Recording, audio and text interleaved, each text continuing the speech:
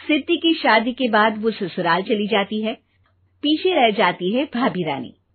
सिद्धि के ससुराल जाते ही भाभी कहती है, अरे वाह जी वाह, सारे कपड़े मेरे। हाय रे पैंट, अरे वाह वाह, मजा आ जाएगा।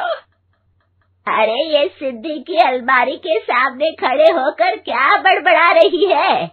जाकर देख मेहमानों को विदाई की मिठाई मिली कि नहीं। अब हाँ माँ जी, क्यों नहीं, लेकिन पहले कपड़े तो बदल लूं। अब रानी आ जाती है सिद्धि के उन कपड़ों में जो वो ससुराल जाने से पहले घर छोड़ जाती है। अरे रानी, कुछ दिन रुक जाती।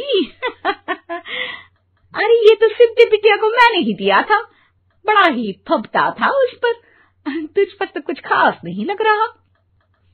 अब वो ना मेरे सारे कपड़े गीले थे तो सोचा पहन लूं। वैसे भी सिद्धि को कौन सा दिन पुराने आउटडेटेड कपड़ों को पहनना है।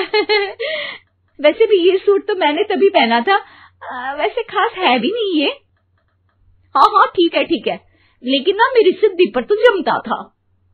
सारे मेहमान चले जाते हैं और सिद्धि ससुराल से मायके पहली बार आती है।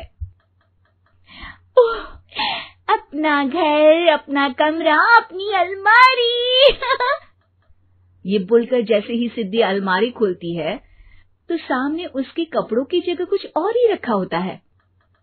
माँ, जरा कमरे में तो आना। सास और रानी वहां पहुंच जाते हैं। रानी ने पहनी होती है सिद्धि की जींस और टी शर्ट। अरे भाभी, ये क्या? ये तो मेरी बड़ी ही महंगी टी शर्ट है, इसे आपने घर में क्यों पहनी है? अरे बहुत मिलती है दीदी ये चौक की मार्केट में, 150 में। ओ भाभी प्लीज, ये एरोपोस्टल है, 2000 की एक टी शर्ट। ओहो, 2000 में तो दीदी 4 साड़ी आ जाए। अब क्या बोलूं? भाभी, ये मेरी अलमारी में छोटू के कपड़े, तो मेरे कपड़े कहाँ हैं?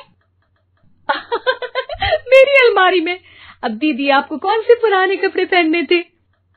माना भाभी, लेकिन मैं जब घर आती तो यही सब पहनती ना। अरे तुम तो बड़ी कंजूस हो दीदी। खैर, वक्त आता है जब सिद्धि ससुराल के लिए रवाना हो रही होती है। अरे रानी, अंदर से सिद्धि का गिफ्ट ले आ, लड़की पहली बार ससुराल से मायके आई है। रानी अंदर जाती है और एक सिंपल सी साड़ी लेकर बाहर आ जाती है। ये लीजिए माँ जी। सास बेटी को गिफ्ट देकर ससुराल भेजती है। अगले दिन रानी एक सुंदर सी साड़ी पहनकर सामने आती है। अरे रानी, ये तो वो साड़ी है जो मैंने सिद्धि को देने के लिए दी थी जब वो ससुराल ले जाती, लेकिन ये तूने कैसे पहन ली?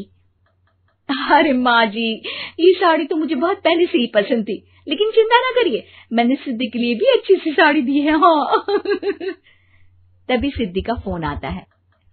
क्या माँ, कुछ अच्छा तो दिया होता ससुराल ले जाने के लिए। अरे पहले दिखा दिया होता।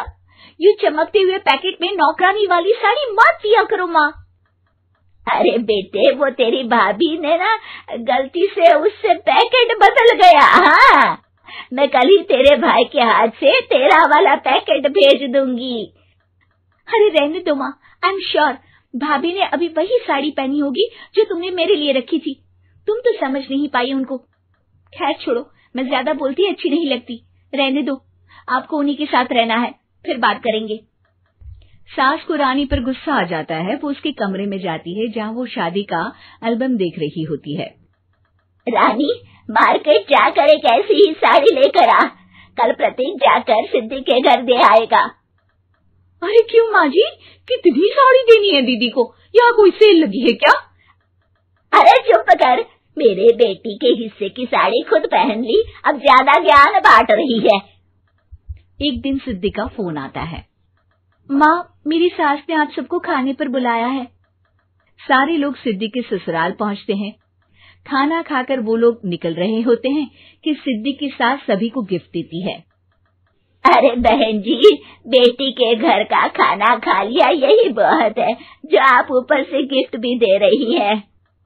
अरे बहन जी, आप भी कहाँ इन बातों पर विश्वास कर रही हैं। सास सभी को गिफ्ट देती है, लेकिन रानी को जो साड़ी देती है वो अजीब सी हरे रंग की लाल रंग के बड़ी छाप वाली होती है। अरे छी, ये कौन पहनेगा? सासू माँ को तो जरी वाली इतनी सुंदर, और मेरे लिए ये नौकरानी वाली।